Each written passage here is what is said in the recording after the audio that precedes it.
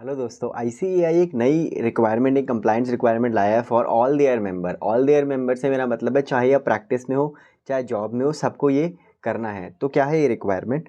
ICAI के member को अब KYM यानी नो योर मेंबर करके एक फॉर्म है, वो फिल करना है। जैसे कि हमारे बैंक में KYC होता है, नो योर कस्टमर, वैसे ही आईसीएआई ने नो योर मेंबर का एक फॉर्म लॉन्च किया है।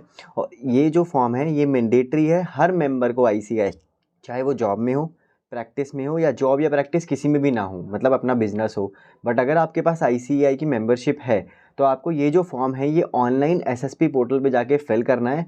ऑनलाइन हर साल में एक बार ये फॉर्म फिल होगा, और जब आप अपनी मेंबरशिप फीस पे करते हैं उससे पहले आपको ये फिल करना कंपलसरी है। ऑनलाइन ये फॉर्म कैसे फिल करना है उस पर I will make a separate video. अभी मैं इस फॉर्म के बारे में आपसे डिस्कशन करने वाला हूँ इस वाली वीडियो में। तो इसमें अगर मैं बेसिक टच आपको दूँ, जो आपका एसएसपी पोर्टल है उस पर जब आप लॉगिन करते हैं तो आपको 3 सेक्शन मिलते हैं, फर्म, मेंबर और आर्टिकल।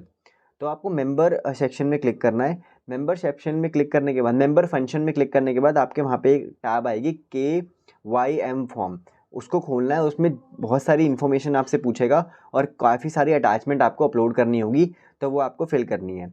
लेट सपोज आपने KYM फॉर्म में क्लिक करके फॉर्म को ओपन कर लिया बट पूरा फिल नहीं किया और बाहर आ गए, तो अगली बार फिर जब आप लॉगिन करेंगे एसएसपी पोर्टल पे तो फिर से आपको मेंबर फंक्शन में जाना है। बट इस बार वो जो फॉर्म है वो KYM फॉर्म के नाम से नहीं आ रहा होगा।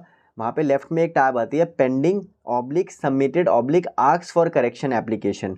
वहाँ पे आप जाएंगे तो वहाँ पे आपको KYM फॉर्म मिलेगा, क्योंकि आप एक बार उसको खोल चुके हैं। इस फॉर्म में जनरली क्या डिटेल मांगेगा? So basically it is a form to update your basic information with ICAI, जैसे कि आपका एड्रेस मतलब प्रोफेशनल एड्रेस, पर्सनल एड्रेस, आपकी अपडेटेड फ़ोटो, आपका पैन, GSTN नंबर अगर है तो, आपकी डेजिग्नेशन पूछी जाएगी। जैसे अगर आप किसी कंपनी में जॉब करते हैं तो आपकी डेजिग्नेशन क्या है। अगर आप जॉब नहीं करते, प्रैक्टिस में नहीं है, सेल्फ एम्प्लॉयड हैं, तो वो आपसे पूछा जाएगा किस तरह का सेल्फ एम्प्लॉयमेंट आप करते हैं। अगर आप किसी कंपनी में डायरेक्टरशिप होल्ड करते हैं तो वहाँ पे आपको बताना पड़ेगा कंपनीज़ की डिटेल जहाँ पे आपकी डायरेक्टरशिप है।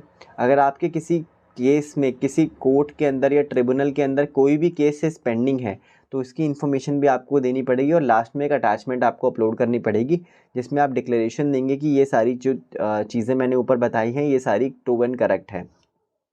उसके साथ आपके एड्रेस प्रूफ और आईडी प्रूफ की अटैचमेंट लगेगी। जैसे एड्रेस प्रूफ में आप voter ID card, passport, driving licence, electricity bill, rent agreement, ठीक है, ये सारी चीज़ें हैं, इनमें से कोई भी एक अपलोड कर सकते हैं। और आईडी प्रूफ में भी voter ID card, passport, pan card, ये सारी चीज़ों में आप अपलोड कर सकते हैं। इस लिस्ट में आधार कार्ड का नाम नहीं है, तो यानी कि आधार कार्ड ना ही आप एक पास रेजिडेंशियल प्रूफ और ना ही आप एक वोटर आईडी का आइडेंटिटी प्रूफ के तौर पे उसे यूज़ कर पाएंगे।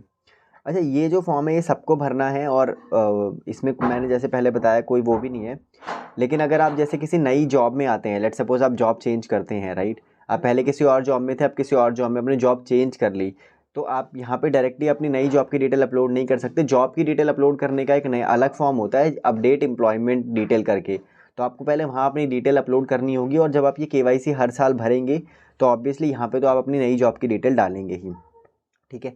जब आप ये फॉर्म भरते हैं ना तो ये फॉर्म ऑटो अप्रूव नहीं है, ये आईसीआई के पास जाता है अप्रूवल के लिए।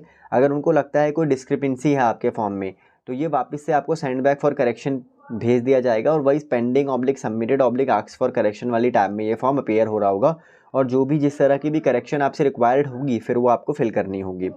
5 से 7 वर्किंग डे आईसीआई लेगा इस फॉर्म को अप्रूव करने के लिए या फिर आपको सेंड बैक करने के लिए। और इस फॉर्म को एक बार अगर आप भर देते हैं तो एडिट नहीं कर पाएंगे दोस्तों, इसलिए जितनी भी इन्फॉर्मेशन इसमें भरें वो ट्रू और करेक्ट और चेक करके ही इस फॉर्म को फिल करें। बट जनरली जो चार्टर्ड अकाउंटेंट हैं, जो जॉब में होते हैं, वो इन सब चीज़ों के बारे में केयर नहीं करते due to lack of knowledge, और उन्हें लगता है कि यार मैंडेटरी नहीं है उनके लिए, सारी चीज़ें जॉब प्रैक्टिस वालों के लिए है। तो ऐसा नहीं है, इस फॉर्म में क्लियरली लिखा हुआ है कि ये मैंडेटरी है जॉब वाले चार्टर्ड, मतलब हर मेंबर ऑफ आईसीएआई के लिए। अच्छा, अगर आपका फॉरेन में आप चार्टर्ड अकाउंटेंट है बट आउट ऑफ इंडिया रहते हैं तो आप वहाँ का एड्रेस भी अपलोड कर सकते हैं इसमें, करेक्ट। तो मतलब यहाँ पे सारी डिटेल आपको डालनी है, हर चार्टर्ड अकाउंटेंट के लिए ये फॉर्म है। तो जितने भी चार्टर्ड अकाउंटेंट इस वीडियो को देख रहे हैं या फिर कोई और भी देख रहे हैं तो वो सारे चार्टर्ड अकाउंटेंट फ्रेंड्स को ये वीडियो ज़रूर शेयर करें, सो दैट वो नॉन कंप्लाइंस का पार्ट नहीं बने। और नॉन कंप्लाइंस के क्या कॉन्सिक्वेंसेज होंगे वो यहाँ मेंशन नहीं है, बट यहाँ पे एक बात मेंशन है कि मेंबरशिप फीस पे करने से पहले ये फॉर्म भरना है।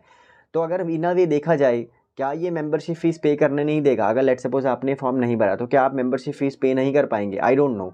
अगर आप नहीं, लेट्स सपोज़ इसको इंटरप्रेट ऐसे करते हैं कि अगर आप नहीं पे कर पाएंगे तो दैट मीन्स तो आपका नाम ही मेंबर रजिस्ट्रार ऑफ मेंबर से उड़ जाएगा। और एक बार नाम अगर रजिस्ट्रार ऑफ मेंबर से उड़ जाता है दोस्तों, तो वो इतना आसान नहीं होता कि चलो मेंबरशिप फ़ीस लेट पे कर देते हैं और नाम वापस आ जाएगा। नो, अगर आप मेंबरशिप फ़ीस पे नहीं करते लास्ट डेट तक, तो उसके बाद रीस्टोरेशन का एक अलग प्रोसीजर है। आईसीआई को आपको लेट फीस अप्रूवल, बहुत सारे कॉम्प्लेक्स प्रोसीजर है। तो I think it is a very important form to fill before payment of your membership fees. तो इस साल सितंबर में से पहले या जुलाई से पहले, या जब भी आप इस वीडियो को देख रहे हैं, मैं तो ये कहूँगा एज सुन एज पॉसिबल इस फॉर्म को भर दीजिएगा। I will also try to make a video on that particular form, how to fill online, right.